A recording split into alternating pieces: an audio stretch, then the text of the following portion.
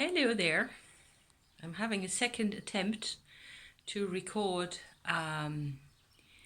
my experiences with the Uranus transit from Aries to Taurus here.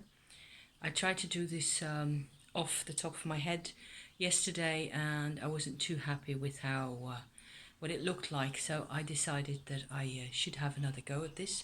Make sure I can, communicate this as well as I can. I also have to show you these, my new earrings. I used to be a flamingo nut when I was 4 years old. I just couldn't resist. These were €7 or something like that. Ah, excellent. Love those. So, doesn't have necessarily all that much to do with Uranus, but it's fun. So, where to begin? I suppose that what I really want to communicate at this point also has a lot to do with the way I feel, in the sense that I can tell that my life is changing from the inside.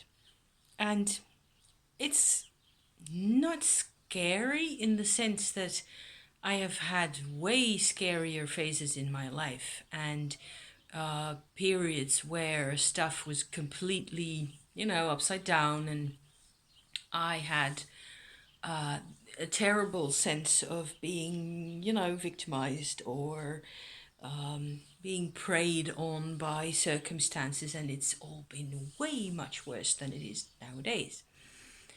But I do feel that everything is changing and everything inside me is shifting, and there is, it's just, I need my, perspective, my judgment perspective. Here's my card for the day. A judgment card from the Steampunk Tarot that I'm using now at the moment. And appropriately, there's the Two of Swords that came along just because I picked out the cards from the basket like that. I tried doing a steampunk at the moment. I've shifted from the Halloween tarot to the Steampunk Tarot now, which is fine, I guess. I was done with, the season asks for a different deck at the moment for me. So, changes. I guess that what keeps coming back to my mind at the moment is really, I have been a nomad in some form or other for most of my life, for all of my life, really. I was traveling, I was moving house, I was on the road, and in a way that's very easy. It's a hard life and it's an easy life at the same time. It is a life that is, I don't know, you have to, make sure of certain things, and then the rest is really easy. It's like that. It's like you you have all sorts of identifications and all sorts of patterns. You have very little responsibility. I had very little responsibility in my type of life that I had. Very few connections. The connections that I did have were, I was dependent on 100%. So I am still like that. I still have a lot of my inner makeup, my psychological makeup, so to speak, is organized around that type of freedom slash boredom slash emptiness, really. And when nowadays I live in one place, I live where I am supposed to live with my husband. We are together, we've been together for a long time. He's working, and I am free to do whatever I want in this house, but I am alone most of the time, which is, a situation that most of you can relate to, I know. So you are sort of set up for, what am I going to do with myself today or this week? And I find that's okay. I can, I've always managed quite easily to find things to do, or find things to get enthusiastic about, or find things to learn, or what have you. But most of my inner, behind the scenes and behind the, you know, obvious outside activities and all that, there is a layer where I used to depend actually on the distraction of moving scenery most of the time. And, living in a different country, or after a couple of years, upping sticks again, and you just get this, I don't know, it's like a negative of a photograph of the situation. This is not just an image that comes to my mind, where compared to the people around me, the normal people in this village around me, the way they live, they grew up here. So it's really hard for me to connect with them. I can connect, and they connect to me as well. And it's way better than it used to be, because I invest the whole time. But there isn't really anybody who understands my perspective. And that's one big deal to me, okay? So all this coming up now, I link it a lot to this whole Uranus business. So let me get back to that. And I want to ask you to go back in your mind to the period between the 16th of May and the beginning of August 2018. Whether anything in your life was particularly different at that time, and or potentially, this is the wrong piece of note paper, this is the paper I need, towards up or down to the 7th of November even, because that's the period that I'm interested in, because up to the 16th of May, Uranus was in Aries. Uranus passed into Taurus on May 16th, 2018, and moved forward quite slowly.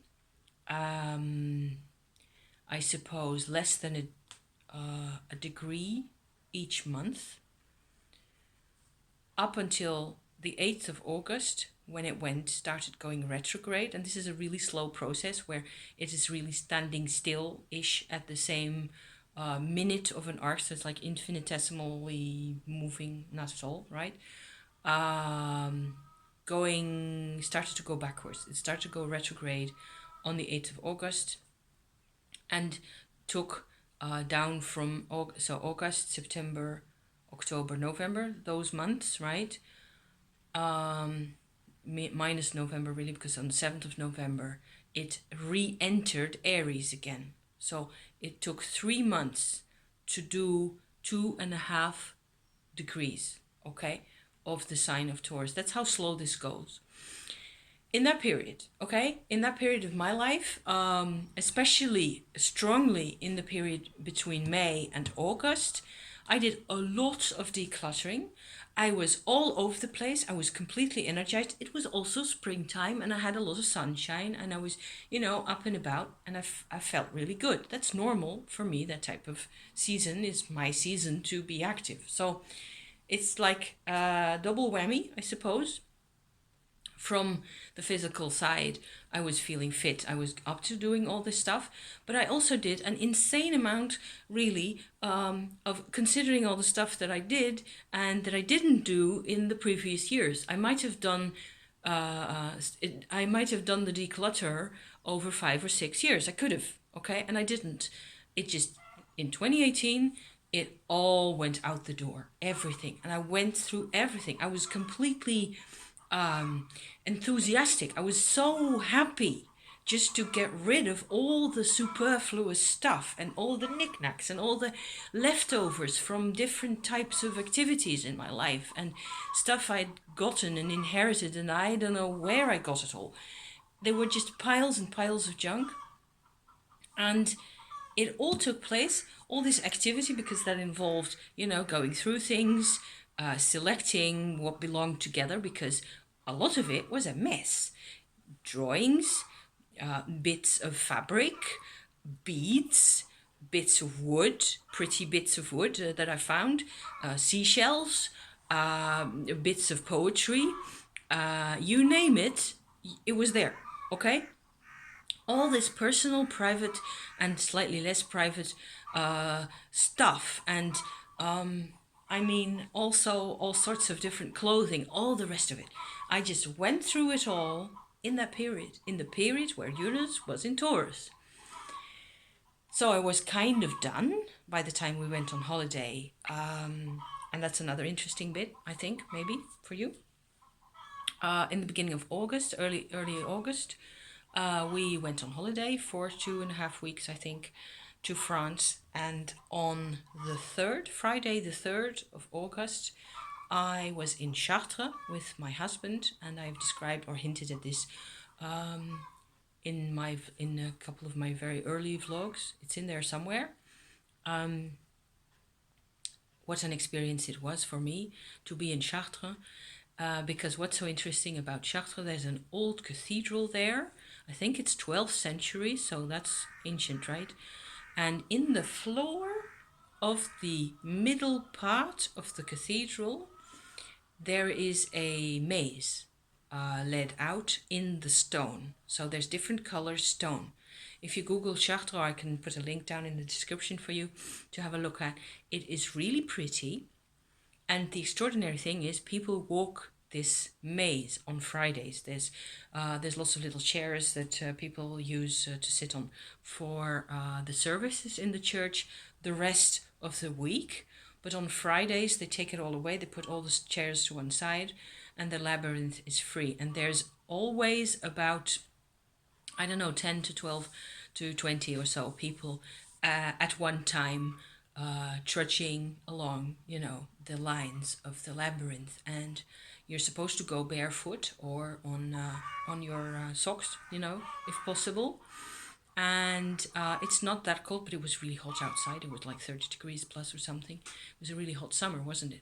So I did that, not knowing really what to expect, or not knowing any. It just felt so right, and it just felt so beautiful to be doing that. And it was, I suppose you could call this like a deep healing event for me. It had a lot to do with my capacity for acceptance. That's the way I look at it now, in hindsight. And I would do it again in a heartbeat. It was just amazing and brilliant. And the moment you get, maybe I shouldn't talk about this, I don't know. It's just super when you get to the center of the labyrinth. It's like this sense of peace and acceptance is like nothing else ever. So what I thought just now, looking at my Uranus bits and bobs here, is that I'm really glad that the moment or the day that I was doing this, Uranus was still well established in Taurus at that point. So for some reason, the manifesting power, of this episode, of this activity that I engaged in, is that much greater on that moment, in that period of time. It could have been any time between the 16th of May and the 8th of August, but before Uranus decided to go backwards, I think. And it took 5 more days for it to go backwards. So, yeah, I think that's kind of relevant for me because, like I've already said quite a number of times, my parents had a conjunction of Sun, Mars, and Uranus on this exact position that Uranus is at now, 84 years later. That's the normal cycle for Uranus. And at this moment, Mars is also there. And the moment I'm recording this and putting this up, and in the past couple of days, the moon has been passing over it. It's not a full moon or half, it's a sickle moon, waxing moon, right? Sickle. That's been passing over that part of the sky. And to me, it's like finally saying goodbye to this way of thinking that I've inherited. And that's the kind of the link between all these parts of my tale here today, is that I was brought up with that problem, with my parents and their needs that hung around this part of their nature that nobody really understood very well. Nobody around them. Both my parents suffered a great deal from not having anybody in their family, in their close related, among their relations, who really understood them, who was really on their team. And also, they were they were difficult people to get along with. They were opinionated, they were very strong people, they carried a lot of baggage with them. And for most people, they were just way too much to handle, way too much, way over the top. And everybody else in both those families, even though the families were very different from each other, those people, all of them kind of carried a part of this kind of a cross that these families have with, Second World War and the concentration camps and all the rest of it. But they suffered in silence, or they share a slight part of it with their partners, and they try to just never really talk about anything that much. And my parents were the people who couldn't accept that way of living ever, not for a second, not for a minute. And I would have liked very much to be able, or to be allowed, to get along with everybody much more. And I suppose that's one of the qualities that I still have, that remains with me now that I am leaving all this antagonism behind, and all the consequences of the the sequences of being stuck in a rut, really, and to some extent or another. And the way I think about myself as being dependent on things and stuff, and so I can't really wait for Uranus to go forward into Taurus once more, definitively this time. And he or she, I suppose Uranus is a he, right? He started going, he stopped going retrograde on the 7th of November 2018. So he started going direct again. Am I making sense? Let me see. No, he started going direct again on the 7th of January 2019. The other date, the 7th of November, is the date where he went back into Aries. That's it right there. So I have to, for myself, I'm making a muddle of this again. There's Taurus. This is Aries right here. Okay. Uranus is coming up like this, moving on the 16th of May, going into Taurus, starting to go retrograde on the 8th of August. Okay. Going back into Aries on the 7th of November. Okay. And starting to stop being retrograde on the 7th of January, and then he moves forward again.